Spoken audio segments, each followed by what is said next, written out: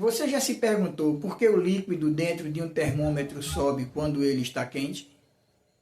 Ou por que uma garrafa de vidro pode estourar se ela for aquecida demais?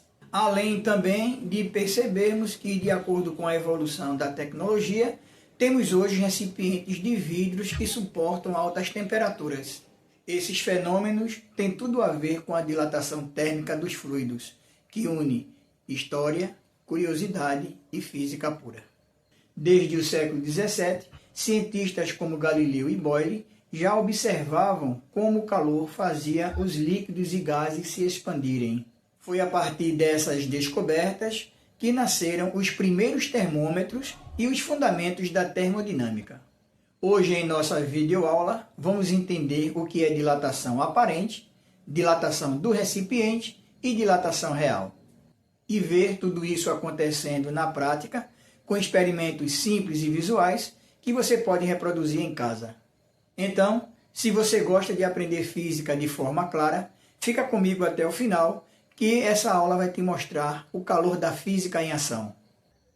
Bom dia, boa tarde, boa noite. Eu sou o professor Dário Souza, do canal Dário Souza Física, e nessa videoaula de hoje nós vamos falar sobre a dilatação nos fluidos. Como nós vimos anteriormente, vimos a dilatação nos sólidos, onde nós abordamos a dilatação linear, a dilatação superficial e a dilatação volumétrica dos sólidos. Nessa videoaula de hoje, vamos só trabalhar com a dilatação volumétrica, que se refere exatamente à dilatação nos fluidos, ou como nós vimos anteriormente, a dilatação nos líquidos e gases. E vamos para a nossa aula.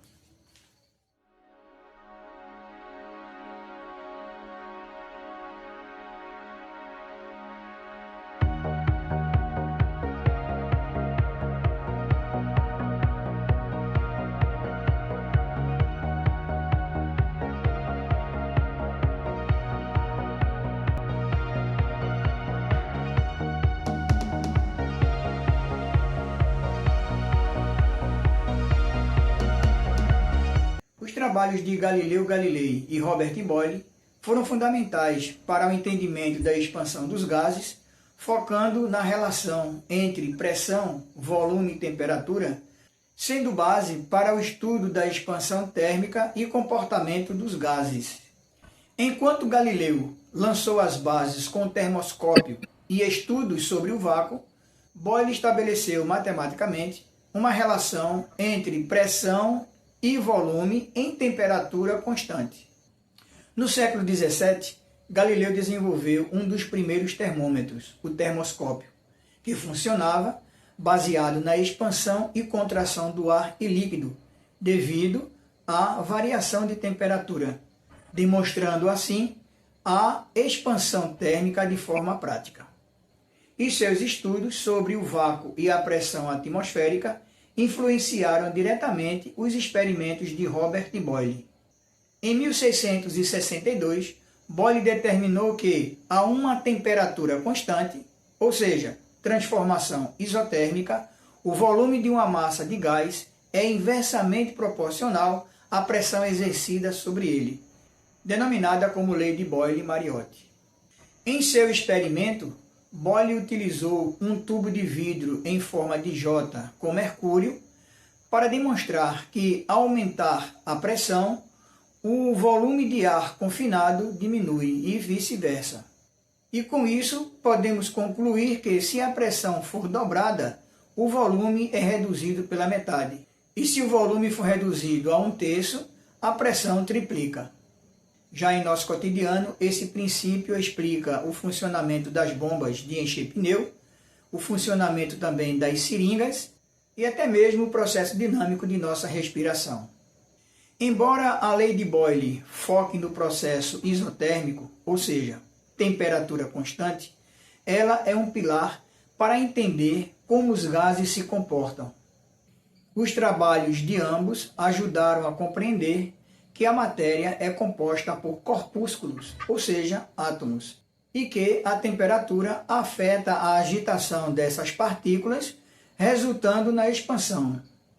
Em relação à dilatação nos sólidos, a dilatação nos fluidos é mais perceptível e relevante em aplicações práticas, uma vez que para percebermos a dilatação volumétrica dos fluidos, estes precisam estar dentro de um recipiente.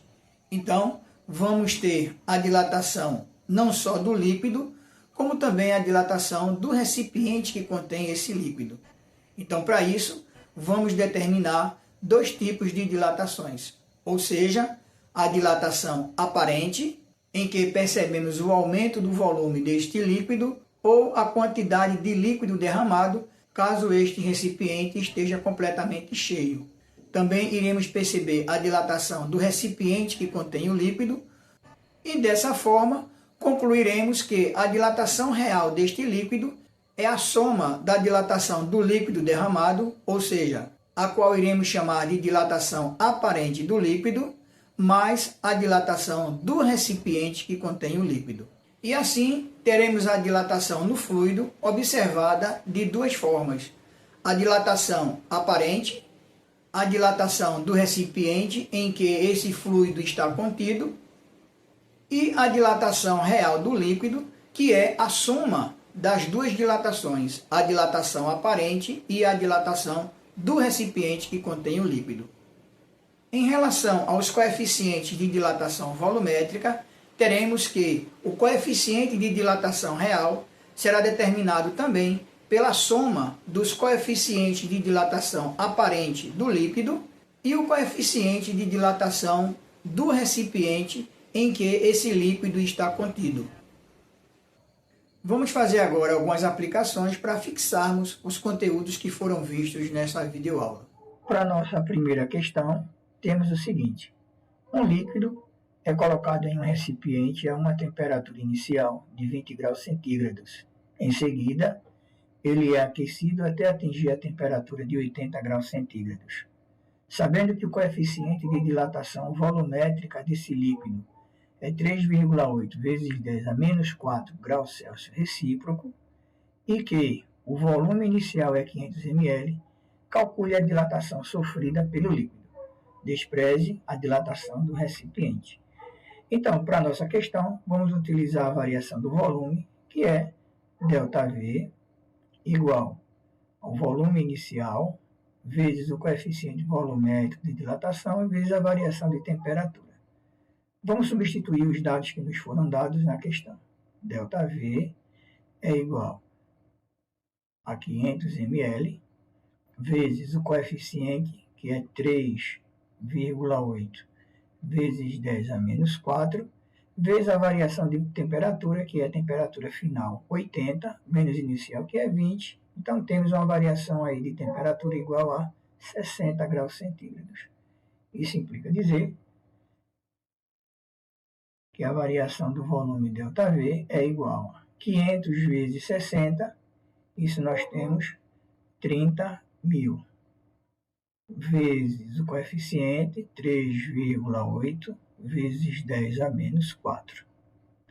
Vamos agora escrever o nosso 30.000 em notação científica. Então, temos ΔV é igual a 3 vezes 10 à quarta potência vezes 3,8 vezes 10 a menos 4.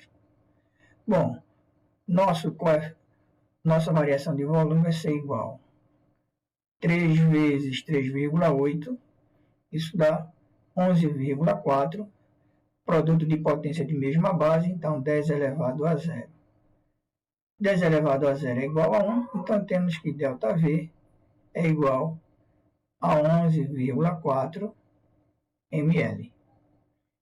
Essa é a variação do volume da nossa questão. Para a questão 2, nós temos o seguinte: em um recipiente de vidro foram colocados 800 ml de álcool, cujo coeficiente de dilatação volumétrica é 1,8 vezes 10 a menos 4 graus Celsius recíproco, preenchendo-o totalmente. Em seguida, o conjunto foi aquecido e sofreu uma variação de temperatura correspondente a 70 graus centígrados. Calcule a dilatação aparente do álcool, sabendo que o coeficiente de dilatação volumétrica do vidro é 24 vezes 10 a menos 5 graus Celsius recíproco. Então, veja que aí nós temos duas dilatações para ser determinada. a do recipiente e a do líquido. Observe também que ele nos deu já a variação de temperatura, que é 70 graus centígrados. Primeiro vamos determinar a variação volumétrica do líquido. Então, temos o seguinte: ΔV do líquido, ou seja, a variação do líquido, é igual ao volume inicial, vezes o coeficiente volumétrico do líquido, vezes a variação de temperatura. Substituindo aí nossos valores, nós temos que ΔV é igual a 800 ml, vezes o coeficiente de dilatação volumétrica do líquido, que é 1,8 vezes 10 a menos 4, vezes a variação de temperatura que ele já nos deu na questão, que é 70 graus centígrados. Então, nós temos o seguinte: ΔV, ou seja, a variação volumétrica do líquido, é igual a 800 vezes 70, isso nós temos 56.000, vezes 1,8 vezes 10 a menos 4. Isso implica dizer o seguinte, que a variação volumétrica do líquido, escrevendo 56 em notação científica, nós temos 5,6 vezes 10 à quarta potência, vezes 1,8 vezes 10 a menos 4. Multiplicando, então, ΔV é igual, multiplicando 5,6 vezes 1,8, nós temos 10,08, produto de potência de mesma base, repete a base, são os expoentes, então temos 10 elevado a 0. 10 elevado a 0 é igual a 1, então a variação do volume do líquido é igual a 10,08 ml. Então, essa é a variação volumétrica do líquido. Vamos agora determinar a variação volumétrica do vidro, ou do recipiente. Então, variação do vidro é igual ao volume inicial, vezes coeficiente volumétrico do vidro, vezes a variação de temperatura. Substituindo os valores também, nós temos volume inicial, que é a capacidade dele, já em notação científica, 8 vezes 10 ao quadrado, vezes o coeficiente volumétrico do vidro, em notação científica, 2,4 vezes 10 a menos 4. A variação de temperatura é a mesma, então 70 em notação científica, 7 vezes 10. Nós temos então aqui a variação volumétrica do vidro, 8 vezes 7, nós temos aí, em notação científica, né? 56, que dá 5,6 vezes 10 à quarta, vezes 2,4 vezes 10 a menos 4. Então, nós temos 5,6 vezes 2,4, então, ΔV, nós teremos igual a 13,44 vezes 10 elevado a zero, aí, né, potência de mesma base, né, o produto. Então, tirando aí a nossa potência, que 10 elevado a zero é igual a 1, variação do volume do nosso recipiente, 13,44 ml.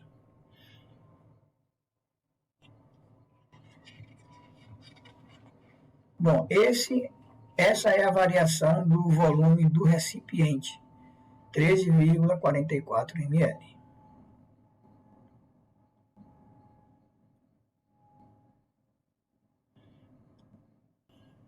Bom, como nós sabemos, vimos na nossa videoaula, que a variação volumétrica real, né, do líquido é a soma da variação aparente, que é do líquido derramado, mais a variação volumétrica do recipiente, no caso do vidro.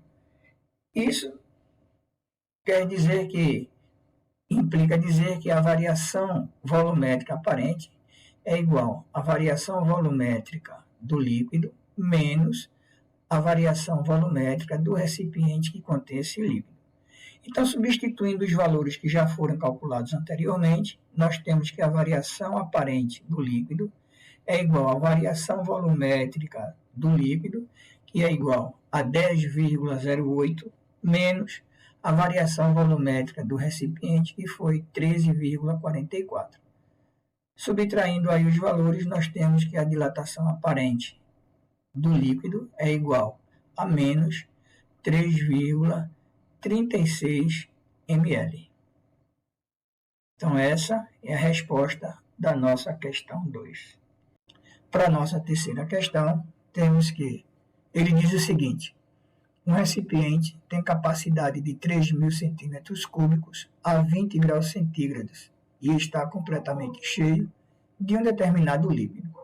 Ao aquecer o conjunto até 120 graus centígrados, transbordam 27 graus centímetros cúbicos. O coeficiente de dilatação aparente desse líquido em relação ao material de que é feito o recipiente é, em graus Celsius recíproco, igual a.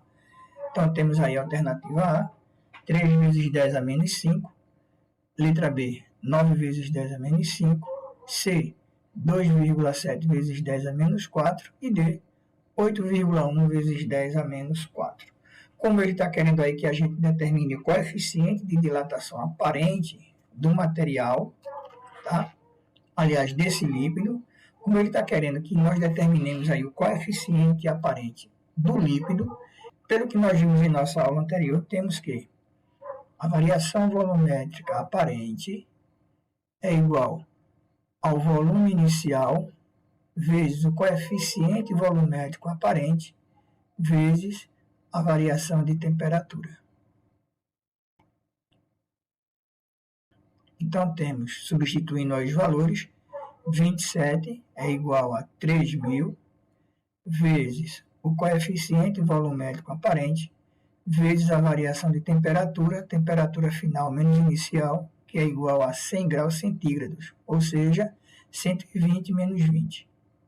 Isso implica dizer que nós temos 27 é igual a 3.000 vezes 100, então nós teremos aqui 300.000 vezes o coeficiente de dilatação volumétrica aparente.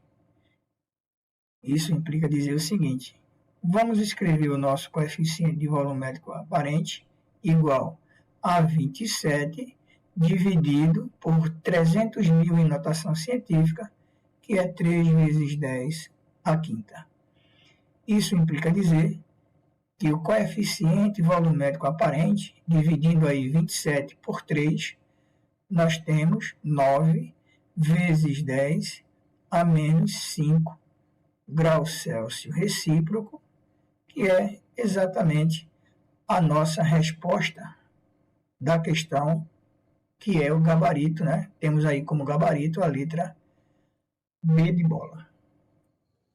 E aí, pessoal, nessa aula de hoje, nós vimos como os fluidos se comportam diante do calor e entendemos a diferença entre dilatação aparente, que é a dilatação do líquido derramado, a dilatação do recipiente que contém o líquido e a dilatação real deste líquido. Se essa explicação te ajudou a compreender melhor o tema, deixa seu like, que ele é muito importante para a manutenção do nosso canal, compartilhe com seus colegas e não deixe de se inscrever no canal para não perder as próximas aulas. Por hoje ficamos por aqui, até a próxima e um grande abraço.